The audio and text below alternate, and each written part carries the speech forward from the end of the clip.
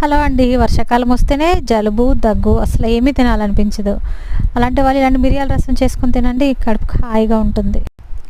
2 స్పూన్ల కందిపప్పు, తర్వాత 3 టమాటాలు, పసుపు, కొద్దిగా చింతపండు, తర్వాత ఆయిల్ కుక్కర్లో వేసేసి కుక్కర్ పెట్టేసుకోవాలి. బాగా మెత్తగా ఉడకాలన్నమాట పప్పు. తర్వాత మిరియాలు, జీలకర్ర, వెల్లుల్లి, కొత్తిమీర వేసి కచ్చపచ్చిగా దంచి అల్లం ముక్క కూడా వేసేసి బాగా దంచేసుకోవాలి. తర్వాత పప్పు ఉడికిందో లేదో చూసుకొని పప్పులో ఉన్న టమాటాలు అవన్నీ తీసేసి పడేసుకోవచ్చు. తర్వాత రసం ఇంకా ఎక్కువ కావాలి అనుకునే వాళ్ళే పప్పు ఉడకబెట్టేటప్పుడే ఎక్కువ నీళ్ళు వేసుకుంటే బాగుంటుంది.